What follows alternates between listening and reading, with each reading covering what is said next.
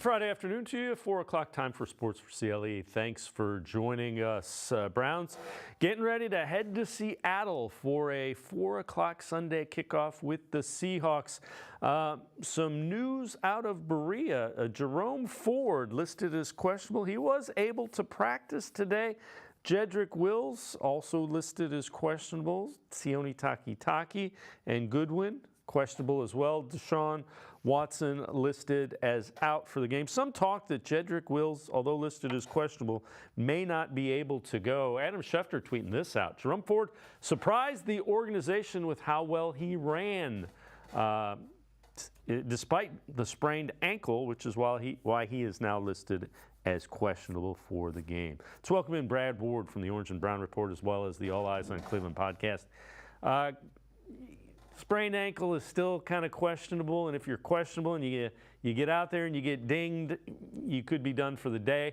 Jedrick Wills not playing would be a pretty big thing as well, since you're already down one of your starting tackles and you're heading into a place where it's loud.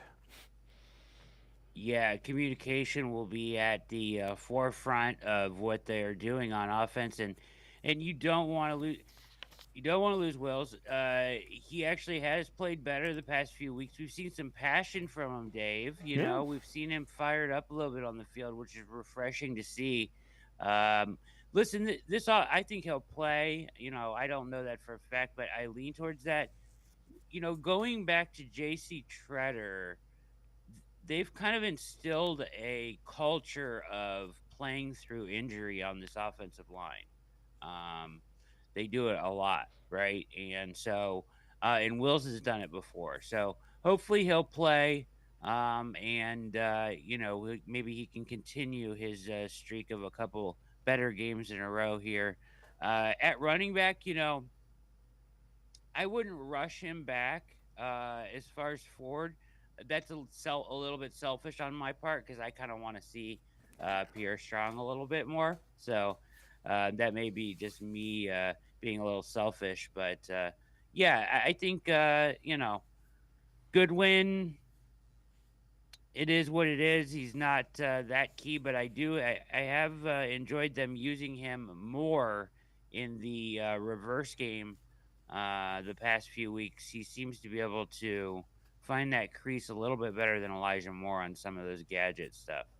All right, Pete Carroll talked about the Browns' quarterback situation as they get ready to head to Seattle. He's already ruled out Deshaun Watson for this week. What have you seen from P.J. Walker? He wins, you know.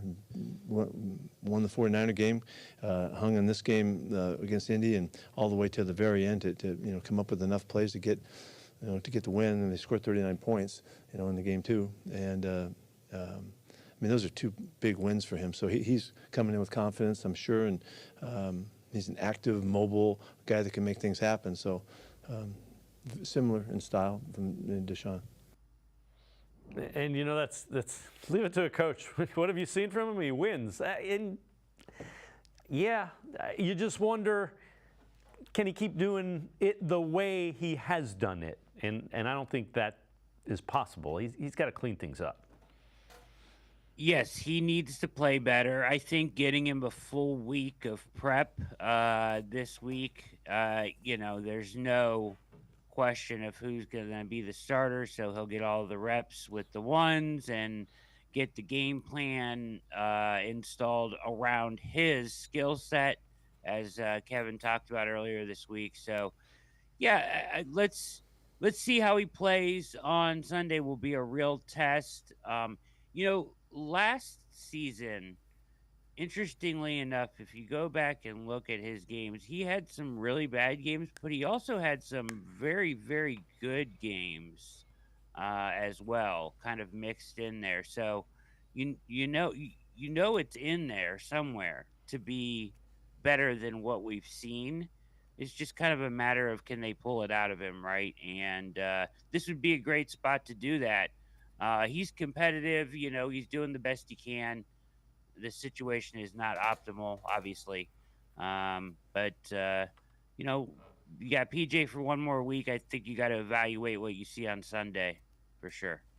I know you wrote an article, things I think I know about the Browns. Quarterback, you got what's next, grit, moxie, luck, call it what you want. But the Browns are tough mentally and physically, and they don't quit. So take us through kind of those 2 points of things that you wrote in that article. Yeah, I wrote this after last week's game, and more of like we saw Watson play for 3 minutes, right? And he's hurt, right? And he's hurt, and I don't think that anybody really realized that he's this hurt, right? Like, and they may plan. I don't know what they're planning for him. We have no idea. They know more than us.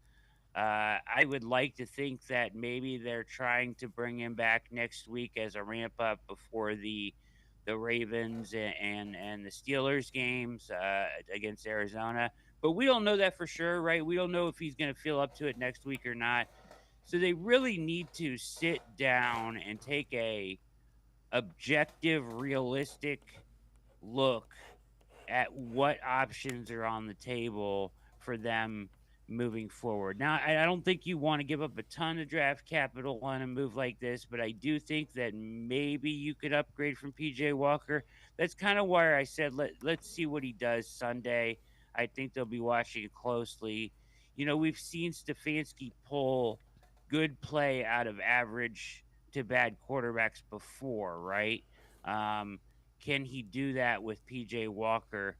He hasn't really done it yet, although he's done a very good job in these last 2 games, kind of figuring out a way to win ugly, getting a little luck too. But I do think they need to. The trade deadline is going to force that urgency, but sitting down and getting an objective opinion from someone else, maybe that they trust, and making a decision here.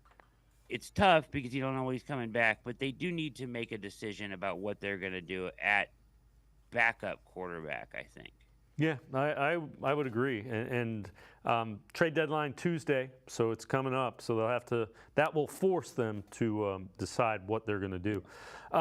Myles Garrett talked about how Jim Schwartz and his system has helped make him even better. Just simplifying it and kind of leveling with me on what I'm seeing, what I'm doing. He knows I play very instinctually, and he loves it. He's happy with how I attack the game, how I attack the line of scrimmage, how I play blocks. He's like, we'll play off of you in most instances. We got to keep the integrity of the defense, but if you're going to go there and you're going to get in the backfield and make the play, we'll move around you, we'll adjust.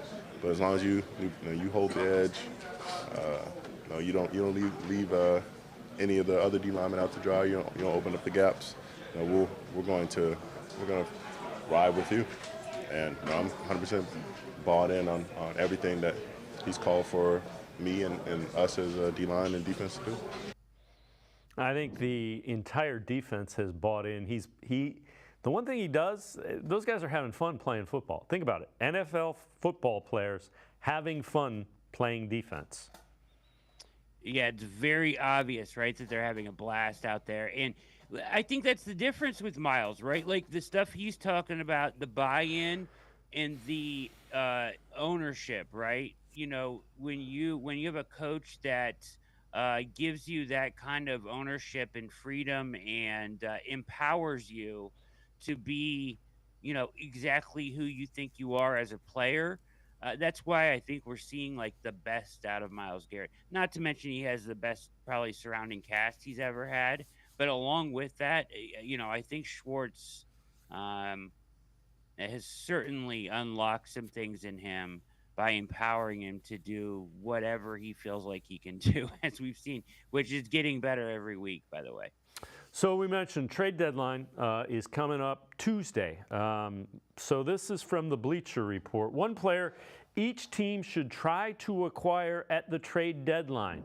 The Browns, they say wide receiver DeAndre Hopkins. Browns could be a top AFC contender, but their lackluster passing game, 31st in yards, remains a potential fatal flaw. Watson continues battle a shoulder injury. With or without him in the lineup, Cleveland's offense has been sluggish. Hopkins could give the Browns a substantial boost. So the question is, what would it cost? Probably not much. You look at the dollar figure, this is from Jack Duffin, also from the Orange and Brown report, it's 1.335 million, and there is also a big option next year where it's, I think, 14 million is what he's due next year. So it's a big contract number next year, but there are always ways around that. What are your thoughts, DeAndre Hopkins? I'm not sure it adds a lot, but this offense needs something. It does need something. My contention, like, listen, if they decided to go out and get DeAndre Hopkins, I am not going to complain, right? You can never have enough weapons. He could be a tremendous asset. But I think my thought here, Dave, is that I hear a lot of people saying, this wide receiver room isn't good enough. I don't necessarily think that's the case. I think they are good enough. I think if you really step back and examine the kind of games the Browns have played in and the game scripts that they've been in, 3 games with a backup quarterback, 2 weather games, 2 blowouts. They haven't played a season thus far that is very conducive to wide receiver statistics or gaudy wide receiver numbers. Certainly Cooper has done it. But if you look around, yeah, you want more out of the rest of these guys, but I don't think it's necessarily their fault. If that makes sense? I think that the talent is there. I think it's, they just haven't been in a lot of situations where they've had to throw it all over the yard, So we'll see what happens. I don't think it's I don't look at wide receiver as a must go get another wide receiver. All right, here's another one for you. Next week, Dalvin Cook will cost just under $3.9 million to sign for the rest of the season. Not sure if it makes sense for the Browns to trade for him. That from Jack Duffin. Now, Cook only has 39 carries this season. He has come out, and the bottom part of that tells you he's frustrated and may try to get his agent to work with the Jets to move on from him. Again, just 39 carries. Now, Cook, Brad, is a guy that Kevin Stefanski's familiar with, time in Minnesota. Does that intrigue you? Not as much. Neither of these guys really intrigue me. I guess Cook, my thoughts here are something is not working out with the Jets. Not to say that that's all his fault, but, the rumors are that he's not finding snaps on the Jets, Dave. I don't know.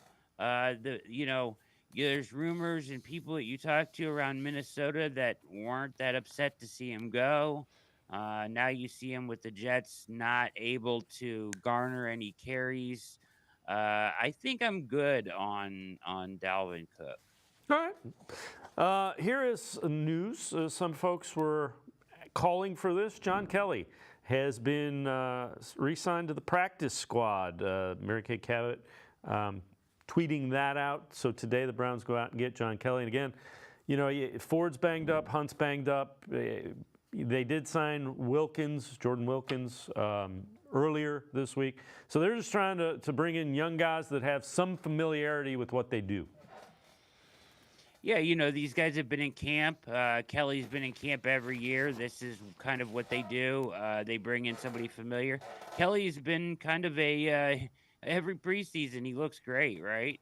But he never makes the roster. So, good to see him on the practice squad. Obviously adding some depth at the position as a couple guys are nicked up there, right? With Kareem fighting through his injury. And of course, the ankle with Jerome Ford. So, yeah, it's good to see Kelly back, and you want to add depth like that. But, we talk about this running back position and Cook, just to elaborate a little bit further. I just think that I don't know what he would bring at this point in his career more than what they have, right? As far as Ford, a combination of Ford, Strong, and Hunt. Certainly, I think that that it's more about as a whole. They be efficient in running the ball. I don't think a back like Cook moves the needle that much, Dave. Brad Ward from the Orange and Brown Report and I are going to step aside, take one more time out. Other side of the break, we'll talk a little bit more about the Browns-Seahawks matchup. Sports for CLE. Be right back. Stay with us.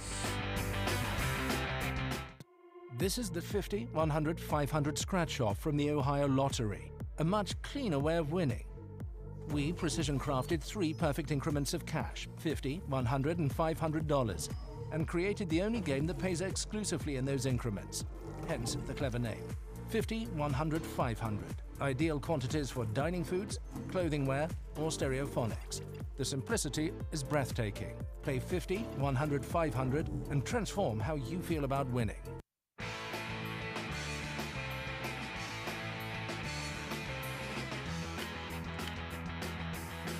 We continue talking Browns with Brad Ward from the Orange and Brown Report, as well as the All Eyes on Cleveland podcast.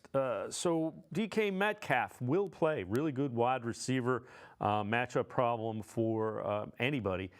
He's missed time due to injury. Geno Smith, the quarterback of the Seahawks, talked about what having Metcalf back means for that offense. I mean, everybody knows, man. It gives us that boost that we need. DK is such a special player. Just the physicality he plays with, the attention he demands from a defense. They always got to know where he is, and so that helps out the other guys. But as well as just him, in any one-on-one situation, he's the guy who, typically wins. And so, we want to get him the ball, as much as we can, but within the rhythm and the scheme of the offense. And so, just appreciate having him, man. He's our guy, man. He's one of our better guys, and we need him out there.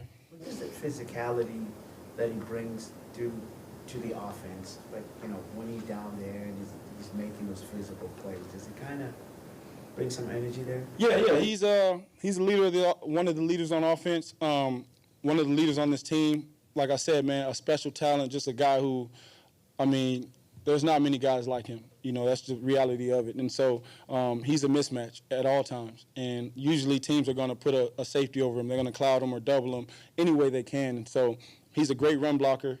Runs great routes, vertical threat, can run all the routes in the route tree, and to me, it's just the ultimate mismatch.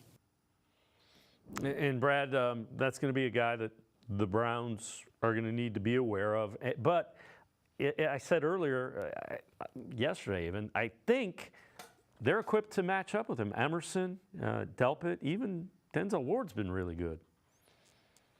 Yeah, I was going to say Emerson seems like the ideal guy to take on Metcalf with the size factor. He certainly is going to be physical, but you're absolutely right that this secondary can match up with really any wide receiver core you put out there, right? Like they go 3 deep with good cover corners, and they're going to be in your face, and they're going to play you tight. And so, I look forward to this matchup and how they handle that. But and how Schwartz goes about his attack this week. But the matchup on the back end, I think you're absolutely right. I think they can match up with them, and I think they'll have a good plan in place, like they have every week so far. So Pete Carroll, kind of a defensive guru in his own right, talked about what he has seen from this Browns defense. Oh man, they're aggressive. We've been around Jim Schwartz for a long time, and it's his scheme and style and the nature that he coaches into these guys. Very aggressive up front, on the attack. The focus is the front four, but their backers are really aggressive as well. So there's a whole philosophy that we recognize because we've seen Jim for years. Miles Garrett in particular, he's about as good as you can get. He's a fantastic player. Who does Garrett remind you of as a pass rusher mold? The first thought I had was Bruce Smith. That was a long ways back, but he's as good as guys get. And he's in the top of a couple guys, the elite guys in the league. So anybody from any of the time in the history that are the edge rushers. There's some, I go way back. You don't want to hear those old names. Important to note, Bruce Smith's Hall of Famer, and it's pretty good. That's a pretty good comparison. I hadn't thought of that one. Ironically, I think that they worked together when Garrett first came in the league. I think he spent some time with Bruce Smith training and kind of took him under his wing. So ironically, that makes a lot of sense, right? Stylistically, I'm sure he picked up some things when he was spending time working with him. So I thought that was interesting. All right, blueprint. How do the Browns go into a tough place that's really tough to play? Seattle is as tough as it gets, and come away with a win and get to, 5-2. The issue here, Dave, is your margin for error, right? With PJ Walker at quarterback, you have very little margin for error. So I think that it is absolutely critical that you stay in a neutral to positive game script. You cannot fall behind in this game where they can make you have to throw yourself back in the game, right? Or become one-dimensional. So the defense should do its job there, hopefully, and keep that where it needs to be. But, they won the turnover battle for the first time last week. I know it's obvious, but it's so huge for this team, right? It absolutely is. They cannot have PJ Walker make the kinds of interceptions that he made in San Francisco and get away with it, right? So they have to play clean. You can't, 1st and 15, 2nd and 20s, getting behind the sticks like that. They're not a good enough offense with him back there to overcome those kind of errors, right? So the penalties have to be cut down big time. You have to play clean on offense. Try to stay ahead of the sticks. Put yourself in 3rd and manageables, 2nd and shorts, right? Take your shots when you're there, and hope your defense makes a couple. Stay in the game, Stay in the game. Stay close in the 4th quarter, and hope your defense makes a big play. Right, gets you a short field, and you can get out of there with a win. I don't think it's. I think it's doable. I do. The Seattle team has not been dominant or anything like that. They're a very, very good team. But there's a matchup, their offensive line, I think, can be exploited by the Browns pass rush. And there's some other small matchups in this game where I think the Browns have an advantage. So, shining a light on those would be key. But, stay in a close game. Browns have been gutting them out. And maybe you get another one here. So I think you give yourself a shot late, and that's kind of the blueprint. Brad Ward from the Orange and Brown Report, as well as the All Eyes on Cleveland podcast, as always. Great stuff. Appreciate the time and the insight. Thanks very much, Brad. You're the best, Dave. Thank you for having me. Brad Ward, make sure you check him out, Orange and Brown Report, and he also hosts the All Eyes on Cleveland podcast. We're going to step aside, take a quick time out, other side of the break. Lance Reisland, video analysis, film breakdown, scouting report of the Seattle Seahawks. Straight ahead on Sports4CLE. Stay with us. Come back to go forward. Back to learning new things. Back to pursuing your dreams. Tri-C has flexible learning options to fit your life. And every year, more than 1,000 local companies provide Tri-C students with real-world learning. The right education can boost your lifetime earning power by hundreds of thousands of dollars. Start now with a college education you can afford. Tri-C, where futures begin.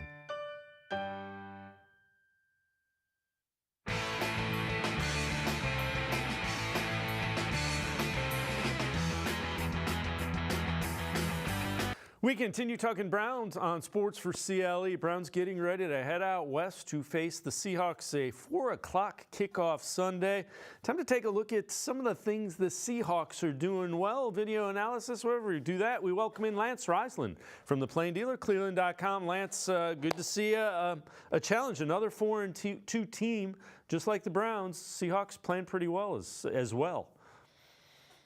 Yeah, and playing out there, just like when the 49ers came here, playing across the country is really, really tough with the travel and the practice and the time change. Again, the Browns are coming off some emotional wins. They have an issue at quarterback. Their defense playing a high level, but there's a lot of questions for the Browns in terms of offensively, what they're going to be able to do against an extremely fast, though undersized Seahawks team. I think the Browns defense and I think their special teams are always going to show up. It's a really good bunch. they're going to have to catch up a little bit on offense so they can kind of match what their defense and special teams are doing. So in this first clip, Browns run game, take me through this and what you see and what you like in this particular matchup. Well, I watched a bunch of film on the Seahawks from their wins and their losses. The one thing they are, they run really, really well with Wagner inside. He's a very good linebacker. The thing that they are, they're small in terms of NFL. They average about 266 pounds per man in their front seven, where the Browns are about 327 to 330. So there's a 60-pound per man advantage. Now they make up with that by running well. They run incredibly well sideline to sideline. They're very similar to the Browns in terms of they get upfield. So I think the Browns are going to have to kind of go away from their stretch runs and their pin and pulls, and they're going to have to run right at Seahawks, because when you're bigger, the other team can run a little bit better. The best way to negate that is to be vertical and not horizontal. So I think it's very, very important. This is a gap scheme from the Cardinals. And Cardinals had a ton of more success running this gap scheme. That anytime they went sideline to sideline, the Seahawks will track you down. They run very, very well. They're very aggressive at all three levels. So Browns got to run up vertically. They got to run between the tackles, and they got to play this game in a phone booth. Yeah, the description of what you say there, I think the big personnel that Kevin Stefanski has used the last couple weeks, where you bring Harris in as a fullback and you have even Hudson sometimes as a tight end, just bludgeon them inside.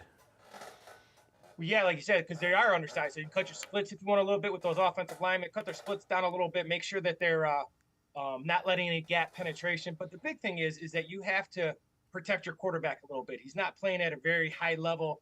He's making some quality throws in big situations, but he, hopefully he can keep making those timely throws. But he's not playing at a real high level. He's missing a lot of throws.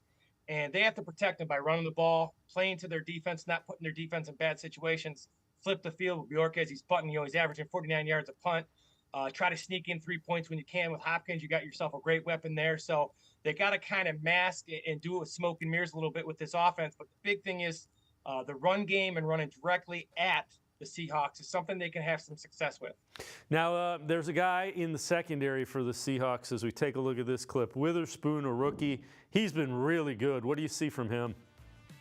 So you're going to see their secondary right here. So this is what the Lions did a number of weeks ago when the Seahawks beat the Lions 37-31. The Lions ran the ball really well right at them. And what you get is Witherspoon in that second level, those linebackers, safeties, they're very aggressive. Witherspoon is extremely aggressive. He's about as good as you're going to get as a rookie corner in the NFL.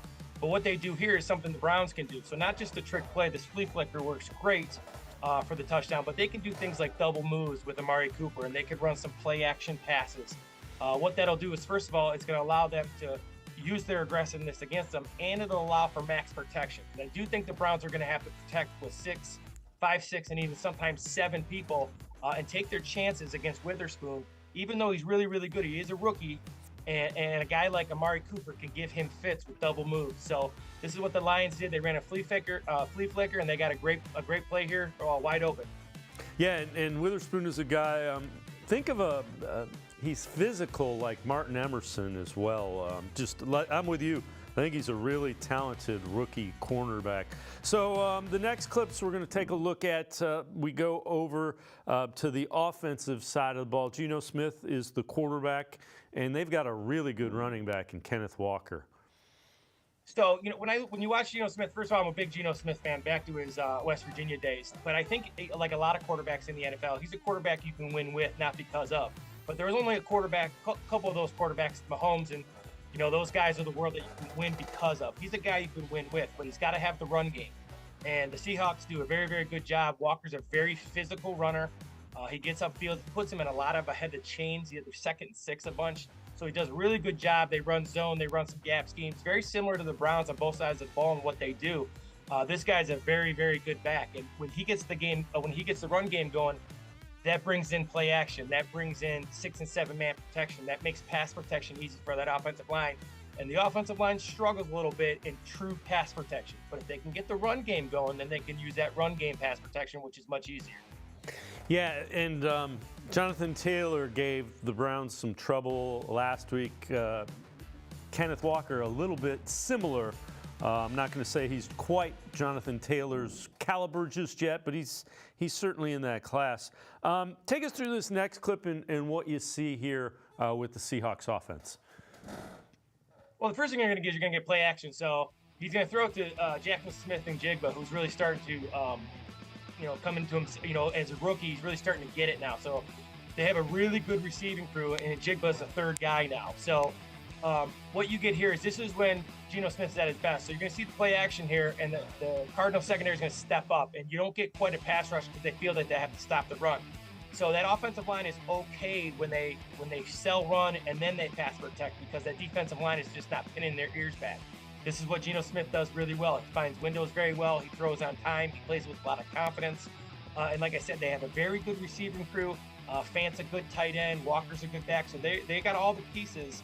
And Geno Smith is a part of that. Now, he's not a guy that carries them, but he's a guy who kind of fits their mold. If they can get the run game going, then they get to this play action, they're pretty tough. All right, and you mentioned Smith, again, veteran, has been around. Last couple of years has played arguably his best football in the NFL. But take us through this next clip and what you see. There should be some opportunities here. Well, he's got 6 picks on the year, and what he does is that he's like you said, he's been really, really good. And I'm a big Geno Smith fan. I think he's excellent, and I like the fact when he's kind of, thrown away a little bit, and then he kind of earned himself back, and now he's playing at a really high level, got himself a big contract. What he does, though, is he takes risks, and sometimes he's late with the ball. So this is a progression read. He's just late in this window, and this linebacker misses the interception. Should have been interception with safety.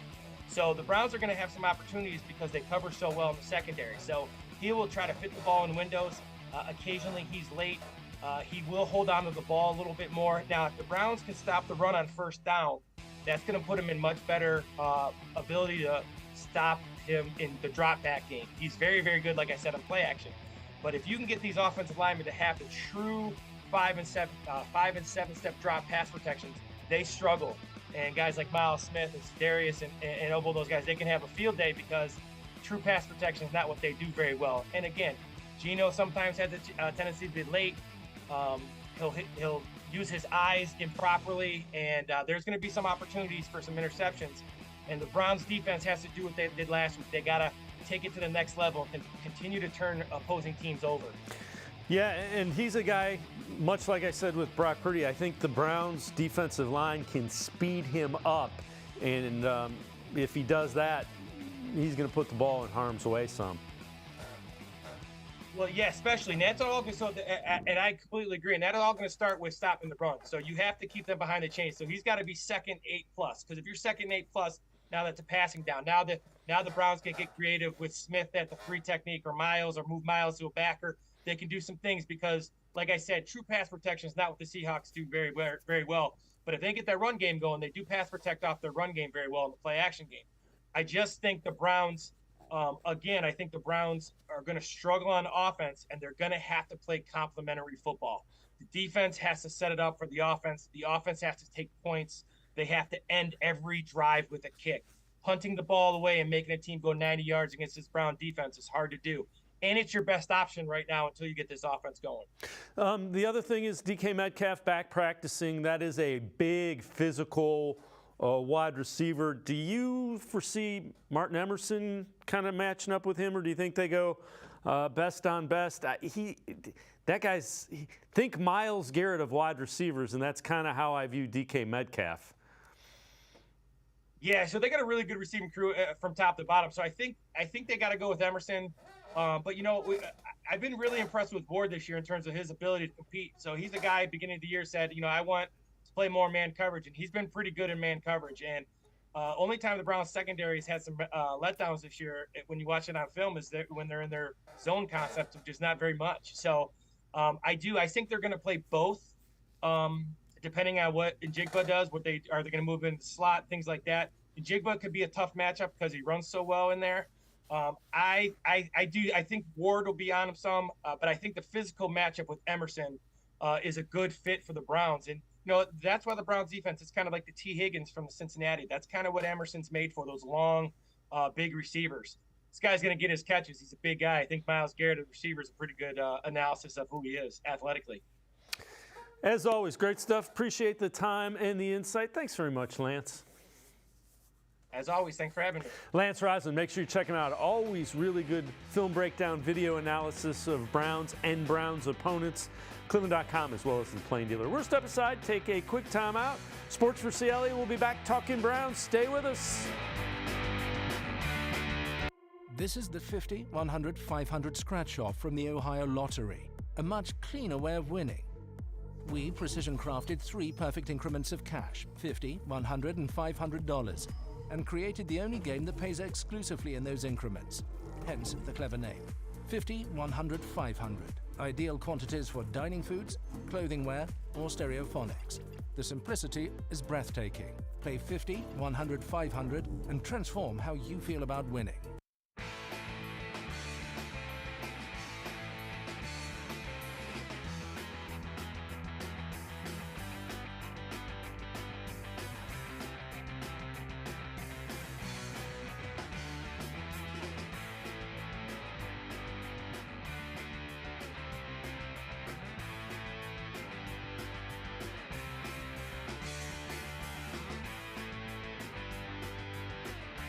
We continue talking Browns on Sports for CLE. Let's head back to the voicemail of Truth and Reason.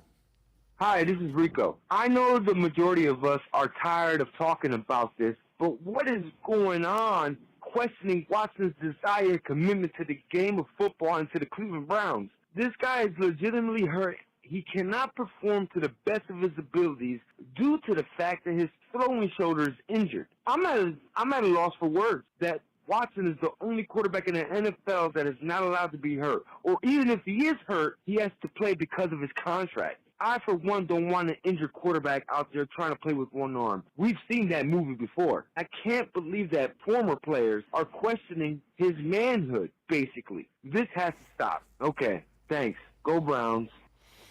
As always, appreciate all the voicemails. Let's welcome in Jacob Roach from Brownswire.com.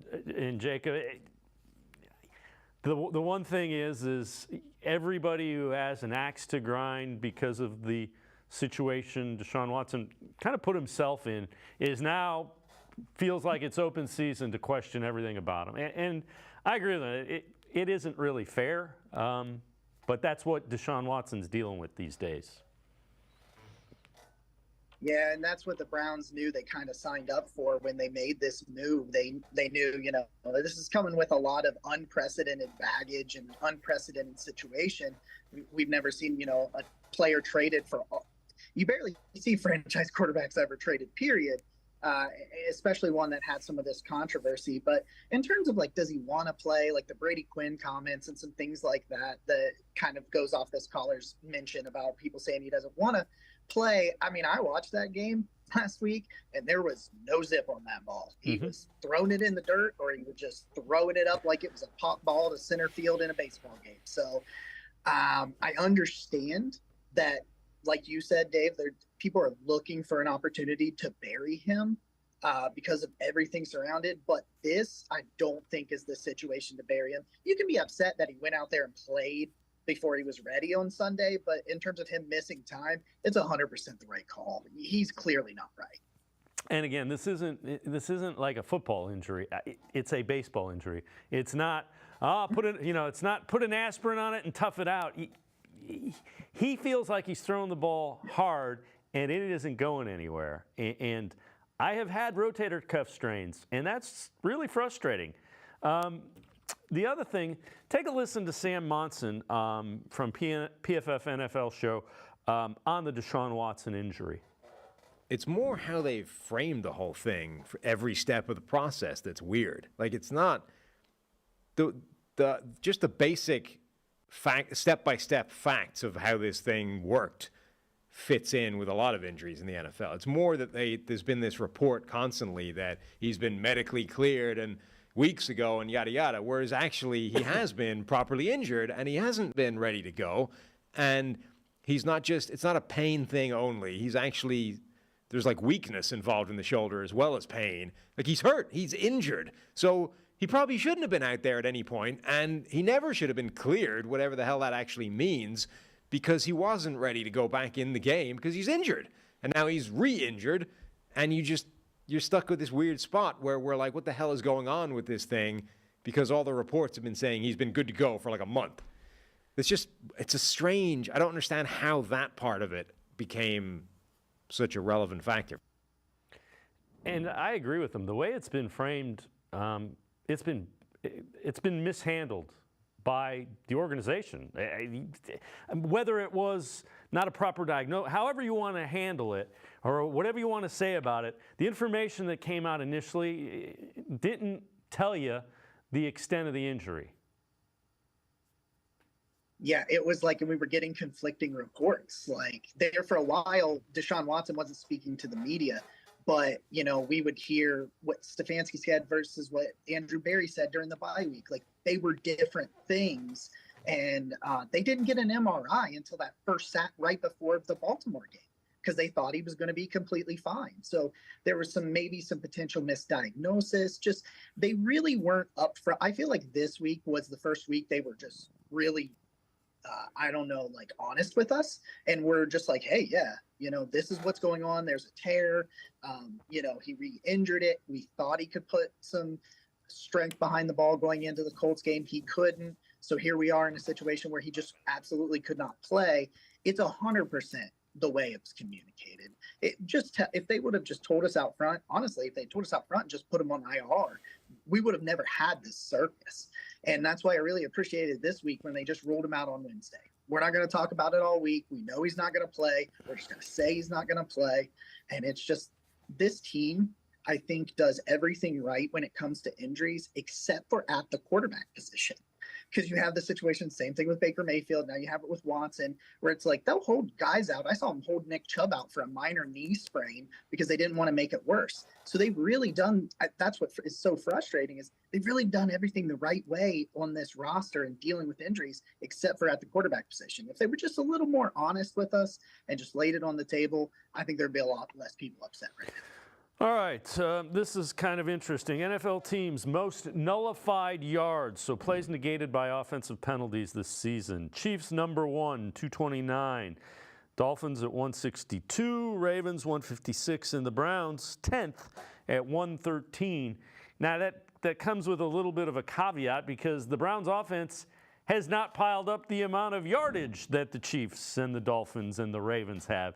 So relative to the yardage they've piled up, that's a lot of negative plays.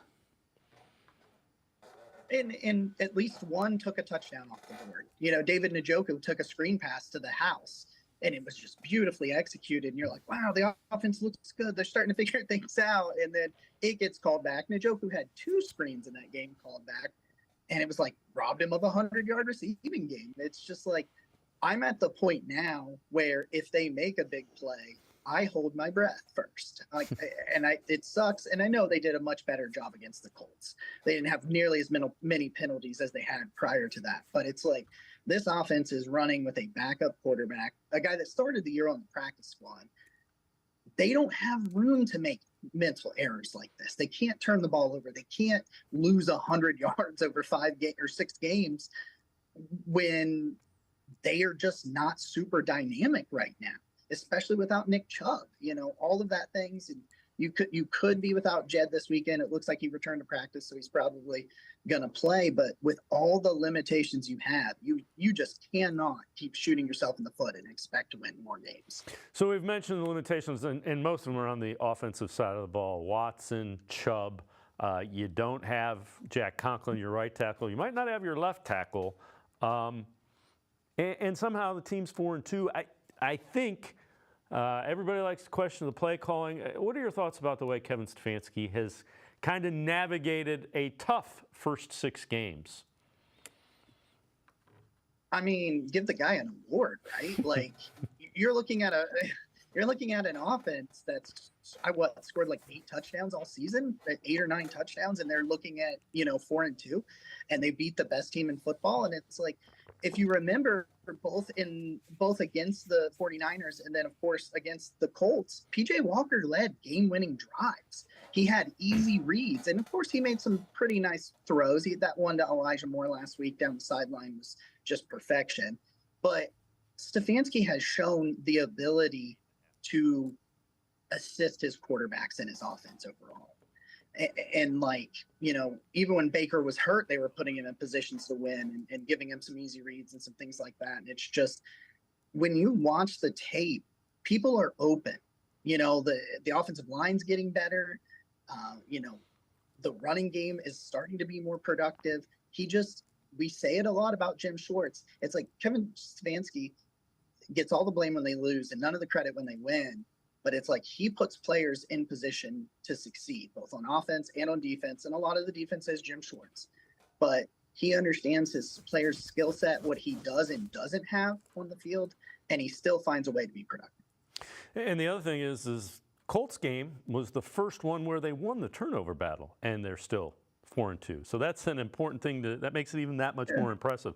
Joel Bitonio and offense coordinator Alex Van Pelt talked about the challenges that the offense will face going into Seattle and playing the Seahawks.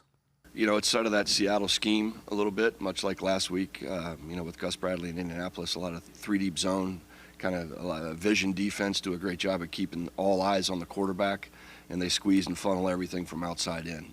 I think getting Adams back helps him, gives him a big presence down in the box. He's a physical player. But the defense is playing at a high level and has been for the last 3 weeks. Big challenge for us to go out on the road and face these guys. It's a big mix. I think it's a testament to the way they play. Like, they all go so hard all the time, so there's just a mix. If you want to slide one way or the other, go to Jamal Adams because he blitzes a lot, or Bobby Wagner. Like, the D linemen have been making plays for him. They have a good mix of scheme and players, but I think the thing that stands out with them is how hard they go constantly. Like, they're constantly trying to push the pocket, work second and third moves, and hopefully we'll be responsible for the 4-down guys, or when they're rushing. But we do got to find who we want to point out in the blitz pickups. And Jacob, that team hits. They're undersized, but this is going to be a game you're going to see a lot of big hits both sides of the football. Oh, yeah. In that duo at corner for Seattle it's one of the better. And both of them are Tariq Woolen, a second-year player, and Devon Witherspoon, a rookie, so very young guys. Tariq Woolen was the steal of the draft last year. Rivaled what Sauce Gardner did, but he was a day 3 pick. And then they go get who I think is a more athletic version of Martin Emerson and Devon Witherspoon. And it's like, you got a backup quarterback. You have got to get the ball out quickly and make a lot of easy opportunities for him, because those two corners, and like you mentioned, Jamal Adams in the back coming down, their coverage team is very good. Bobby Wagner's back and playing like an all-pro again. It's going to be as big of a challenge they faced. The biggest challenge the offense has really faced so far, I think, was probably in that Baltimore game, and I think this defense is a little bit better than that. I don't think their pass rush is quite as good, but I think they got better corners and safeties and linebackers than Baltimore does. It's one of those things where it's like, I don't see how you score much more than 20 points against this team if you turn the ball. You've got to play clean. You've got to take advantage if the defense gives you some short fields, and you've got to take cheap yards. If there are 3 yards to have on first down, take it. Don't try to push it down the field as much if there are other yardage. Obviously, you want to go for the big shots, but you have got to take what this defense gives you, because that coverage unit especially is really, really good. Jacob Roach from Browns-Wire.com and I are going to step aside, take a quick timeout. Other side of the break, we'll hear from Geno Smith. I'm Myles Garrett. Sports4CLE, be right back. Stay with us. The Ohio Lottery Partners in Education program is dedicated to recognizing exceptional students, teachers, and schools throughout Ohio. Scan the QR code on screen to nominate students and teachers as Academic All-Stars and Teachers of the Month. They must be currently enrolled or teach in grades K through 12. Is your K through 12 school developing students' literacy skills to achieve success in reading? If so, you can nominate your school for the School of the Year. Students can win $100, teachers can win $500, and schools can win $2,500. Scan the QR code, fill out the forms, and nominate deserving students, teachers, and schools today. The Ohio Lottery Partners in Education program takes pride in honoring exceptional students, teachers, and schools across Ohio. Submit your nomination today. It's fun, fast, and free.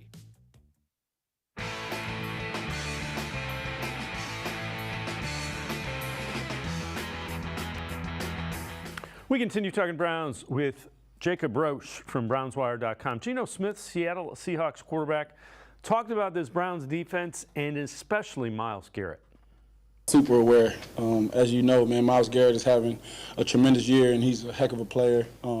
They're very stout up front, man. It starts with him, but they got a bunch of different guys. Zadarius Smith, Dalvin Tomlinson. They got rotational guys. So all their guys really do a great job, and I think Myles gets a lot of the credit. He's got about 7.5 sacks already. So obviously that's well deserved. He's one of the better edge rushers in the game. So we got to create a plan for him and go out there and execute. In what ways does he rush differently than other edge guys? I would say it's just his mixture of speed and power. Just physically, a strong dude, a big dude out there, and then he's equally as athletic, which is rare to have that speed to power combo. He's quick. He can get on the edges. He can bend. He does so many things really well. And so, he's showing and proving that he's a force to be reckoned with. So, obviously, that's every week in the NFL. You're going to have these challenges. And I think our guys are going to, really be ready for the challenge this week. And Jacob, the Seahawks, like the Browns, 4-2. Geno Smith's playing really well. I think he can be sped up. I think he will take some chances, and I think the defense needs to do that to be successful. Yeah, I mean, they've given up a decent amount of quarterback pressures to opposing quarterbacks so far this year, and they have quite a few injuries kind of across that offensive line in Seattle, just kind of a makeshift line at times, just trying to get through. But Geno's only taken 9 sacks, and I find that statistic really intriguing in the sense that they've allowed 79 quarterback pressures, but only converted 9 to sacks against Geno, and he's only thrown 4 interceptions. So Geno's very smart and very careful with the ball. He can still push it downfield. He has 3 really good wide receivers and a good tight end, good running game. But they have got to find a way, like you said, speed him up and find a way to convert these pressures into sacks, because he's not going to give you many opportunities in terms of like interceptions and fumbles, because he does a really good job with ball security.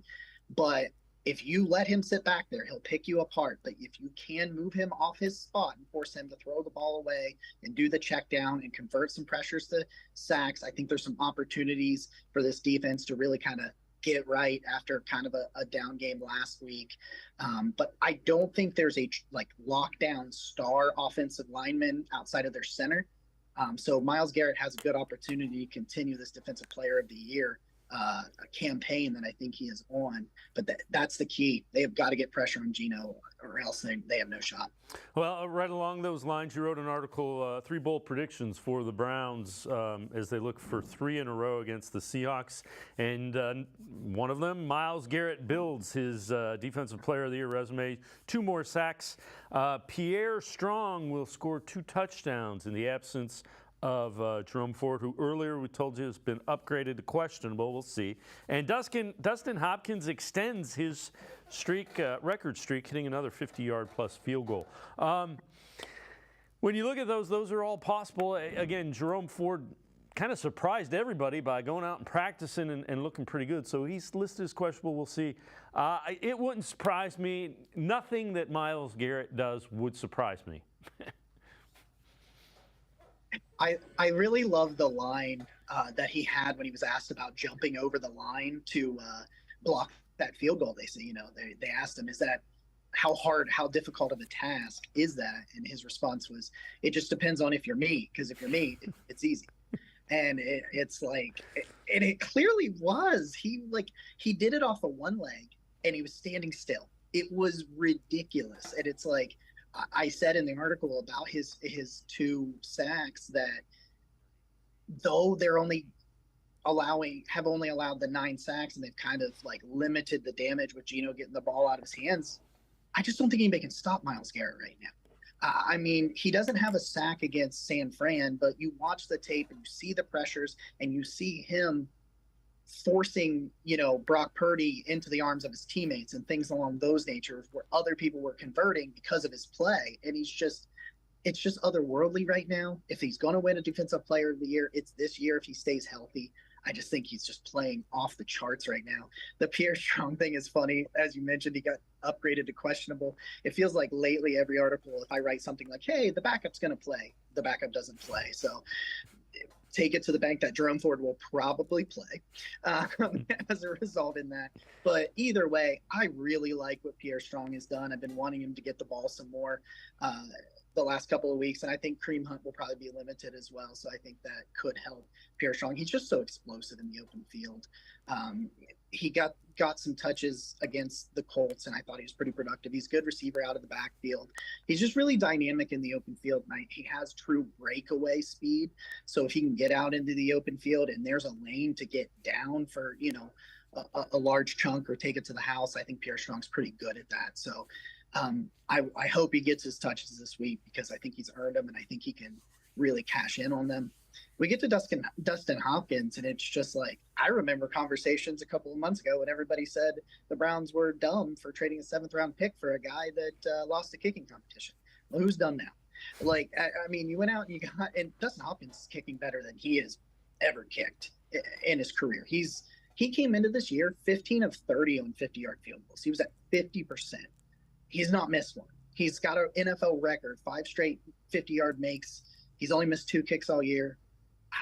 I don't see why it's going to stop. He may miss a kick this weekend, but they're going to ask him probably to take a couple of 50-yarders again because that's just where this offense is. So I think he'll have that opportunity. And right now, whatever he's doing is working. So give him the shot. I agree with you wholeheartedly. Geno Smith talked about how important 3rd downs have been for the Seahawks offense and what he's seen on 3rd downs from the Browns defense. The main thing was that, as I always say, we got to be great on 1st and 2nd down to be in manageable situations on 3rd down. And I thought that's what we did. I thought overall, when we're in those situations where it's manageable, I think we do a pretty good job. And if you look at the Browns, what they've been doing great at is, making sure teams are in 3rd and long, third and long situations, which leads to them being, the number 1 defense on 3rd down. So for us, it's got to be great on 1st and 2nd down, and then obviously executing on 3rd down, which always going to be a challenge. But I'm really, really excited about it. Yeah, and even more important on the road, 3rd down and getting off the field. Yeah, and I think that even equates what Geno said to the Browns offense. You can't be putting yourselves in 3rd and long situations because if Myles Garrett and Zadarius Smith and Ogbo Okoronkwo and Maurice Hurst's been playing well and all these guys are able to just pin their head back, their ears back and just rush, it has not turned out well for opposing offenses when they put them in that situation. And Geno's a very smart player. I really have enjoyed him being able to, the resurgence of his career last year and into this year. If the Browns have you in 3rd and 6 and they can play a little bit tight man coverage, knowing that you have to kind of go a little deeper and they can keep a safety over the top and they can just rush, bring 3, 4. And that's when Jim Schwartz has brought a lot of pressure. He's bringing a lot of situations where he's rushing 5 either way. But if they've got you in 3rd and 6 and longer and they can kind of man up and put some safety blankets back there, I just think that their coverage units mixed with the pass rush, it's just too much when it's 3rd and long. And if you got to hold on to the ball a little bit longer when it's 3rd and long, especially if they're playing press coverage, and that's allowing Myles Garrett and Zadarius Smith finally got his first sack, even though he's had a really good game, really good season. He just hadn't gotten into the sack category yet. But if that's how the Browns win, they can get them in 3rd and long and make plays. That's how that defense sets up the offense with short fields, maybe a couple of turnovers, and Cleveland extends their win streak to 3 if those things happen. This is from ESPN, Week 8 preview for the Browns-Seahawks games. They go, bold prediction. Whoever wins play-action matchup will win the game. Seahawks own the best play-action passing offense in the NFL.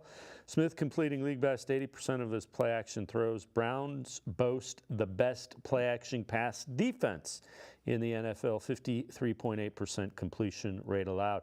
Stat to know, Kenneth Walker, 6 rushing touchdowns this year. Last Seahawks player to get 7 in the first 7 games. Sean Alexander had 12 in 2005. And their matchup X factor, Denzel Ward, -19 EPA allowed, just 0.9 yards allowed per coverage snap. The average is 1.4 for outside corners. Having a great season. Browns defense could make life rough on Seattle's offense.